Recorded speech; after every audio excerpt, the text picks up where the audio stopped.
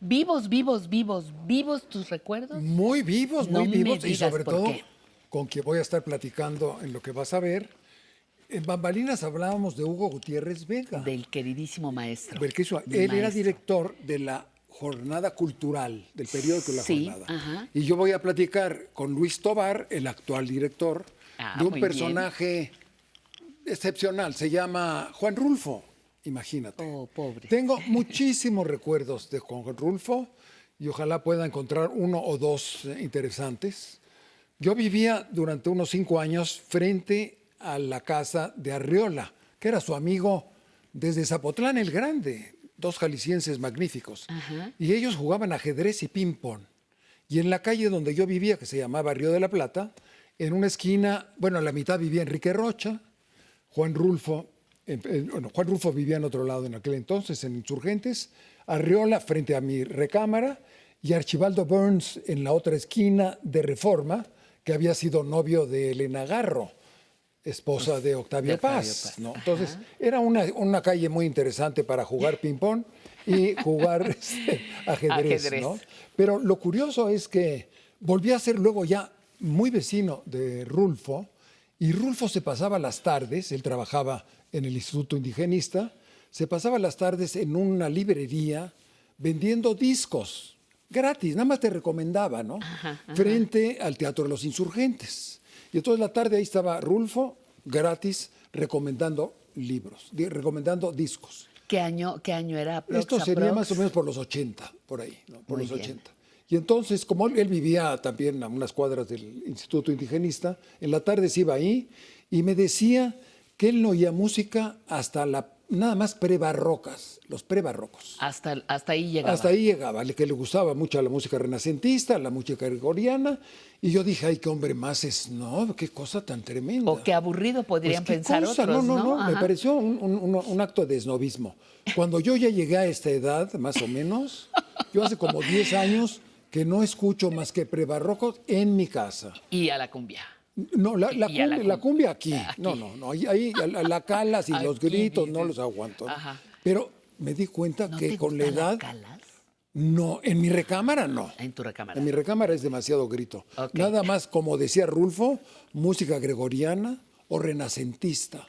Y lo entendí, fíjate, cómo llega uno a comprender la sabiduría de la gente que envejece bien. Porque nos volvemos más selectivos. Y más sabios, ¿no? Más selectivos, yo digo, porque dices, si estar oyendo cochinadas, ay, no tengo tiempo. ¿no? Pero tuve que rectificar de mi opinión sobre Rulfo. Bueno, vamos a oír a tu entrevistado, Luis Tobar, el día de hoy. Pero te interrumpo.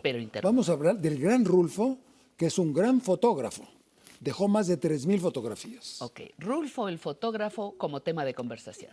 Adelante. Y yo quisiera preguntarle a Luis, ¿cuál fue su contacto con la obra de Rulfo? ¿Y qué significa Rulfo para los jóvenes escritores del siglo XXI? En la secundaria me hicieron leer El llano en llamas, ¿sí? Y yo recuerdo muy bien que la primera impresión que tuve, el primer cuento que me llegó a los ojos fue Diles que no me maten. Fue el primero que tomé. Y desde entonces fue como un chicotazo, ¿no?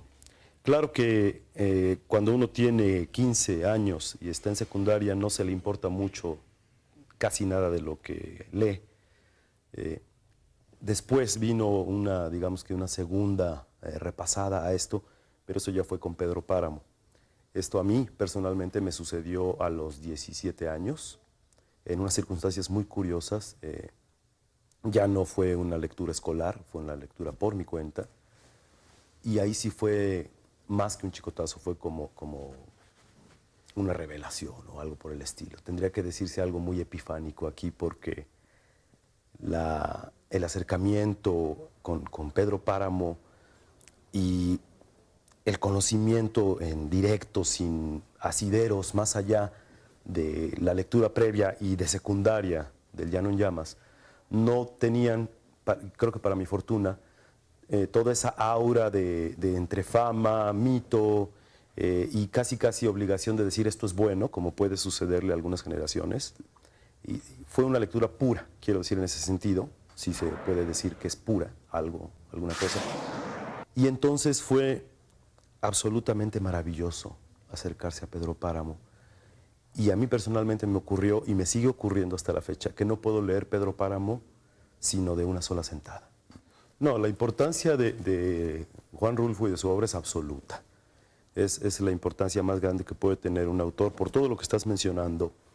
Y mira, uno de los indicadores o de los parámetros que yo tengo muy a la mano es por el trabajo que desempeño en la jornada semanal como jefe de redacción, por lo cual soy el que recibe todas las propuestas, las propuestas de publicación, peticiones de temas de los lectores, etcétera.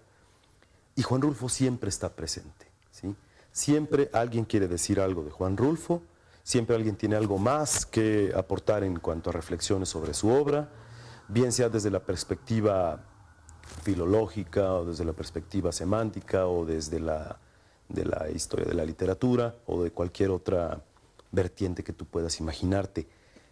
Eso siempre ha sido, ¿no? En todos los años que yo llevo allí ha sido así permanentemente y casi diría que se está como buscando el pretexto de algún onomástico para que se vuelva a hablar de Juan Rulfo y aún sin ese pretexto, desde luego que siempre hay cosas que la gente hace. Y entre esas cosas, tanto de mi propia generación como de las más recientes, mucha gente acude a Juan Rulfo para sus temas de tesis, ¿sí?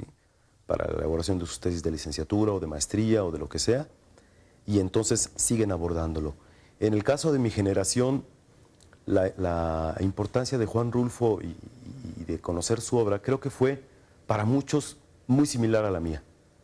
Porque lo que yo recuerdo en la facultad, lo que hablaba con mis compañeros, que ahora son algunos académicos en la UNAM, algunos escriben, algunos son editores, etcétera, todos teníamos la misma sensación de estar ante algo grandioso, en el mejor sentido de la palabra, algo que merece ese calificativo, una obra grandiosa, una obra inagotable, y que sin embargo uno tenía la necesidad, vaya, como del uroboro, de querer agotarla sabiendo que no la iba a agotar de todas formas.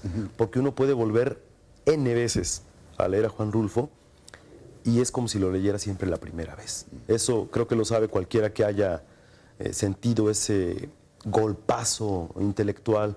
También lo que decía Borges, por supuesto, ¿no? Que era sencillamente una de las mejores novelas de la literatura. Decía, por supuesto que es una de las más importantes de la literatura en español, dice, y aún de la literatura a secas. Pues bueno, digamos, las referencias grandiosas de escritores que hablan de Juan Rulfo y que sigue siendo una invitación para que no solo sepan que hay gente que dijo cosas sobre Rulfo, sino que vayan, compren el libro. Son pocas hojas las que van a tener que leer, pero será una de las lecturas más provechosas para cualquier ser humano y especialmente para los mexicanos. Hay yo creo que dos asideros básicos, o a lo mejor pudiéramos comenzar a hacer un atisbo a partir de dos referentes ineludibles. Uno, que es la búsqueda del padre, ¿sí? Es la historia de la búsqueda de un padre y es una historia que nunca sucedió, diría yo. Porque hay que recordar el principio. Vine a Comala porque me dijeron que allí vivía mi padre, un tal Pedro Páramo. ¿Sí? Así comienza. Y a partir de allí se desencadena todo. Nos enteramos quién es el que está yendo a Comala. Sabemos que se llama Juan, ¿sí? Que es Juan Preciado. Nos enteramos por qué. Entonces nos enteramos que su madre acaba de morir y que le dijo, es por instrucción de la madre, que él va a ese pueblo del que desconoce absolutamente todo para buscar a su padre, al que jamás conoció, por supuesto. Y entonces, por medio de él y por medio de los encuentros que tiene Juan Preciado, nos vamos enterando de qué es o era o seguirá siendo Comala. Y por lo mismo Pedro Páramo, porque Comala y Pedro Páramo parecen ser una y la misma entidad. En un momento dado nos enteramos de eso. Entonces, ya con estas tres cosas que dije, te das cuenta de que nos estamos desdoblando y desdoblando y desdoblando. Ya es Juan Preciado, es la madre de Juan Preciado, que es Dolores. Ya es Pedro Páramo, ya es Comala, es la gente que se va encontrando, ¿sí? Dorotea, Eduviges de Ada. Eduviges es la primera a la que le da posada, y se va enterando que todos, absolutamente todos, vivieron alguna vez, ¿sí? Después se entera de que él mismo ya no está viviendo, ¿sí?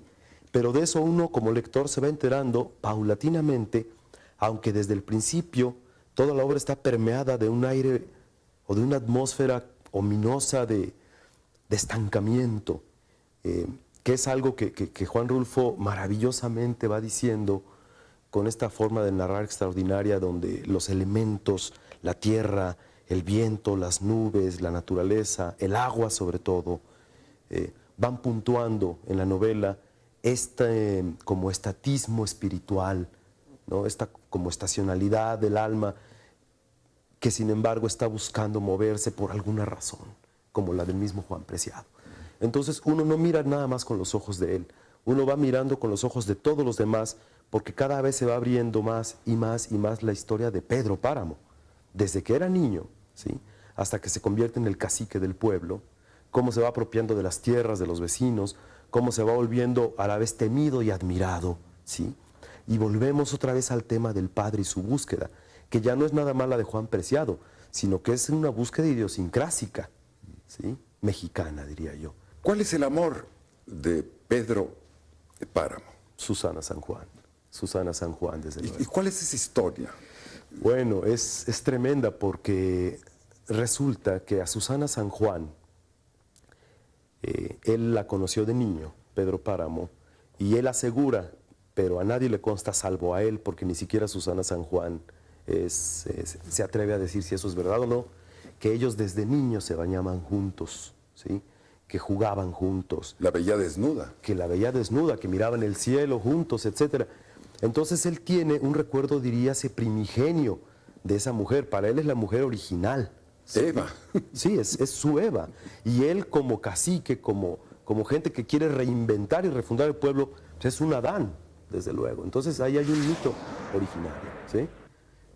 Y es cualquier dicotomía masculina-femenina de todas las culturas. Está reproducida en Pedro Páramo. ¿Y cuál es la tragedia amorosa de Pedro Páramo? La tragedia amorosa de Pedro Páramo es que Susana San Juan no le da seguridades de nada, ¿sí? Porque Pedro Páramo la ama absolutamente, y por ahí dice alguno de los personajes, recuérdalo, que está hablando con Juan Preciado, le dice cómo a Pedro Páramo se le desdibujó el mundo cuando vio en procesión que se llevaban el cuerpo de Susana San Juan hacia el cementerio. ¿Sí? Es una obra literaria hermosa, hermosa, sencillamente. Yo creo que se puede cubrir de calificativos, pero es hermosa, y al leerla uno se encuentra verdaderamente con algo muy suyo y muy de todos los demás, muy de los otros que nos rodean, y entonces es utilísima para entenderlos y para entendernos. Para entendernos. Pues ya hasta aquí llegó la conferencia, conversación, entrevista, todo junto. Ese es lo valioso de tus entrevistas, Emilio, porque no es solamente escuchar, es escuchar platicar a dos personas, que es perfectamente válido, pero es qué personas, sobre qué personajes, y una conversación que siempre te deja riqueza, ¿no? Eso es muy padre de tu sección. Espero que sí, que la gente se ponga a leer a Juan Rulfo, ¿no? Sí. Como tenemos muy poco tiempo, nada más escribió 2 obras. Juan Rulfo está traducido a todos los idiomas, y yo tuve que hacer una película sobre la primera exposición cuando se descubre que era un gran fotógrafo. Ajá. Además de vendedor de llantas Euskadi, una cantidad de discos. Es una vida muy interesante, y de discos. Pero todo el mundo le dijo que por qué no escribía, y él trabajaba en el Instituto Indigenista, a 3 cuadras de su casa, en Guadalupeín, ¿no?, sobre Revolución, pero él era un editor. Él editó 20, 30, 40 libros de antropología. Él corregía el estilo de los investigadores y era el responsable de que se publicaran los libros del Instituto Indigenista. Así que además de todas las cosas que le debemos a Rulfo, pocas veces se habla de esta aportación durante 20 o 25 años. Se dedicó a hacer libros que otros escribían. Lo que él ya había escrito era insuperable hasta por él mismo, y hizo muy bien, yo creo. ¿El no volver a escribir? No, sí. Sí, decía el premio Nobel que era una obra tan breve como la de Sófocles, pero no menos importante. Eso decía el bueno de García Márquez, ¿no? Bueno, pues un placer estar contigo, mi Como querido siempre. Emilio, como siempre. Esperamos otra sorpresa para Verás. la semana Así entrante. será.